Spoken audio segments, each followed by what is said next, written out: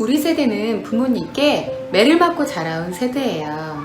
전혀 이상하지 않았어요. 매를 맞고 쫓겨나서 대문 앞에 서 있거나 사람들 앞에서 꾸중을 듣고 한 대 맞는 것은 이상한 일이 아니었어요. 저도 참 많이 맞았는데 기억을 되돌려 보시면 좋으셨나요? 행복하셨어요? 귀한 자식 매로 키워라. 매를 아끼면 아이를 망친다. 이런 속담을 지금도 운운하면서 체벌을 사랑이라고 훈육이라고 생각하고 계신가요? 매로 다스릴 수 있는 자녀 교육이었다면 세상에서 부모 교육이 따로 필요했을까요? 때리면 되는데 맞으면 잘 할 건데 말이죠. 안녕하세요, 리라쌤입니다. 오늘은 지난 시간에 예고해드렸던 체벌에 대해 함께 이야기 나눠보려고 해요. 체벌은 찬반이 뜨거운 주제이지만 소신껏 말씀드리고 싶어서 준비했습니다. 무엇보다 제가 원하는 행복한 가족을 만드는 일에 체벌은 큰 회방꾼이기도 하고요. 저는 부모가 자녀를 위해서 또 행복한 가족을 위해서 하지 말아야 하는 가장 첫 번째 행동이 체벌이라고 생각합니다. 그래서 기회가 된다면 이 이야기를 꼭 나누고 싶었어요. 분명 불편한 주제이고 직면하기 참 어려운 이야기이긴 합니다. 우리나라 부모님 중에 이 주제에서 자유로우실 부모님이 많지 않죠. 그 이유는 통계에서도 알 수 있듯이 우리나라 부모님의 76.8%가 체벌이 필요하다고 생각하는 것으로 조사됐고 그건 필요에 의해 해보셨다는 거죠. 한 번이라도 해보셨기 때문에 잘못됐다는 걸 인정하기가 참 어렵기 때문이에요. 저도 마찬가지고요. 체벌을 하고 속이 시원하셨다는 부모님이나 매를 맞고 부모님께 감사와 사랑을 느낀다는 아이는 한 번도 만나본 적이 없어요. 오히려 체벌한 것이 알려질까봐 아이에게 체벌받은 일을 이야기하지 말라고도 하시고 또는 체벌을 하지 않으셨다고 말씀하시기도 해요. 나중에 상담 회기가 많이 지나고 나면 어쩔 수 없이 체벌을 했다고 이야기하시거나 아이가 말했냐고 놀라시기도 하세요.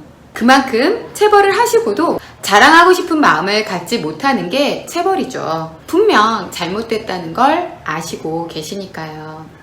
더 구체적으로는 체벌을 했다는 문제보다 체벌을 할 때 감정이 섞이기 때문이죠. 그래서 미안해지고 죄책감도 들고 아이가 폭력적인 모습을 보일 때 흠칫 놀라기도 하죠. 이렇게 자랑스럽지 않은 체벌인데 우리는 왜 아이들에게 체벌을 하고 있는 걸까요? 우리가 체벌을 하는 이유는 체벌을 하면 빠른 수능성을 보이기 때문이에요. 즉각적으로 문제 행동이 해결되기 때문이죠.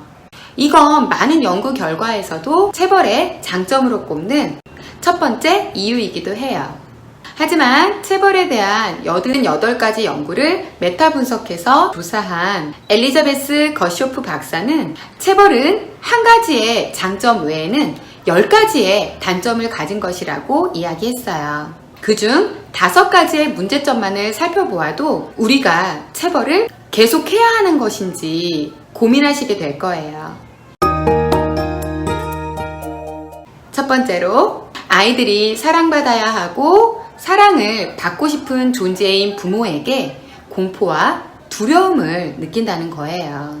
그 결과 부모와 정서적으로 부적절한 관계를 맺게 됩니다. 매를 맞은 아이들은 눈치를 보는 아이들로 자라게 돼요. 또한 부모님의 목소리 톤이 조금만 변하거나 평소에 듣지 못했던 소리를 들었을 때 놀라기도 하고 두려움과 불안감을 느끼게 됩니다. 그러면서 부모에 대해 부정적인 관계를 형성하게 돼서 대화를 하지 않거나 불신하는 경우로 바뀌게 되고 어린아이의 경우에는 분리불안의 모습을 보이기도 합니다. 커서는 부모와 대화하지 않는 모습으로 자라게 되죠.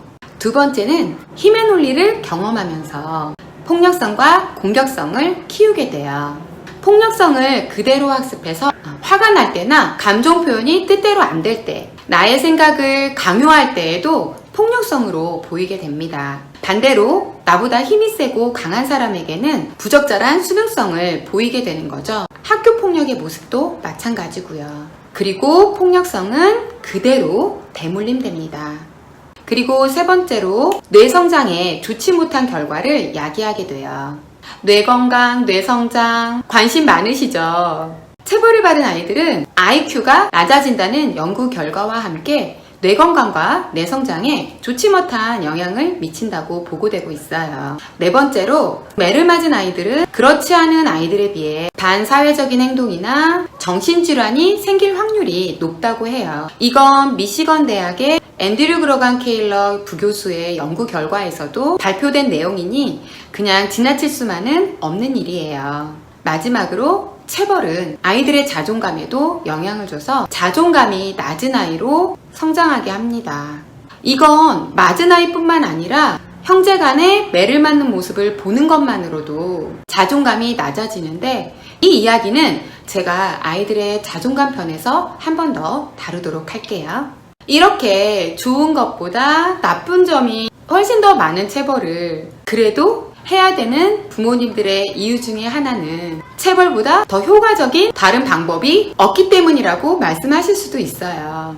이제 우리는 체벌보다 더 효과적인 방법을 찾고 배워가면서 변화되는 멋지고 현명한 부모가 되어야겠죠? 우린 배운 세대니까요. 잠시 방법을 찾아보기 이전에 알고 계시겠지만 우리나라는 2010년부터 학교에서의 체벌이 금지되었어요. 선생님의 사랑의 매는 이제 허용되지 않는 거죠. 그럼에도 불구하고 가정에서의 체벌은 부모 징계권이라는 이름으로 허용되고 있죠. 1979년에 스웨덴을 시작으로 이미 55개국이 부모의 아동체벌을 금지하고 있어요. 일본도 지난달에 자녀체벌을 금지하는 아동학대 방지법이 통과되었고 내년 4월부터 시행을 앞두고 있어요. 전 세계적으로 친권자의 징계권을 법으로 보장해주는 국가는 우리나라하고 일본뿐이었는데 이제 우리나라만 체벌을 합법화해주는 유일한 나라가 된 거예요. 1979년에 스웨덴이 세계 최초로 가정 내 자녀 체벌을 금지했을 당시에는 스웨덴의 부모들도 절반 이상이 자녀를 체벌했다고 해요. 하지만 체벌이 줄어들면서 학교폭력 문제와 비행 문제 등이 해소되었고 2000년대에는 체벌의 비율이 한 자릿수로 줄었다고 해요. 현재 우리나라도 법 개정안을 두고 찬성이 44.3%, 또 반대가 47.5%로 팽팽하게 대립되고 있지만 체벌을 하지 않고 더 좋은 방법을 만들어가고 인식의 변화와 개선을 통해서 충분히 더 좋은 결과를 만들어낼 수 있다고 생각해요. 그럼 체벌이 아닌 더 좋은 훈육 방법은 뭐가 있을까요?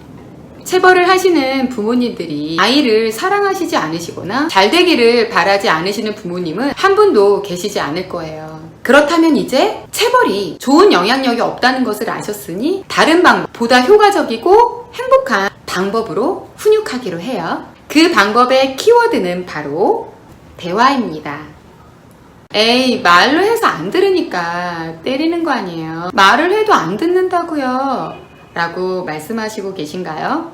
체벌의 장점은 즉각성이지만 대화는 즉각적으로 개선되지 않을 수도 있어요. 하지만 우리가 아이를 한 해나 두 해만 키우는 게 아니기 때문에 장기적인 안목으로 보시면 대화를 통해서 부모 자녀 간의 신뢰를 형성하고 일관성을 갖추게 되면 사춘기도 문제없이 넘어가고 더욱 행복한 가정으로 사랑으로 단단해지는 가족이 되는 것을 느끼실 수 있어요. 그리고 정말 희망적인 것은 결코 그 시간이 생각보다 길지 않다는 거예요. 이건 제가 무수히 경험하고 있는 실제이고 최고의 방법이에요.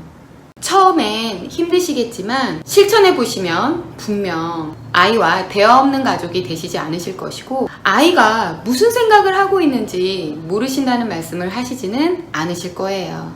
무엇보다 기다려준 부모님께 감사함을 느끼는 자녀로 성장하는 모습을 경험하시게 될 거예요. 체벌을 멈추는 순간 부모님의 작은 변화가 아이들을 변화시키고 무엇보다 행복한 가족으로 한 걸음 나아가는 소중한 경험을 하실 거예요. 지금 이 순간부터 우리 변화되기로 약속해요. 꼭이요. 이번 한 주도 가족들과 대화를 통해 행복을 경험하는 소중한 시간들이 되시기를 바랍니다. 행복한 한 주 보내시고 다음 시간에 또 만나요. 감사합니다.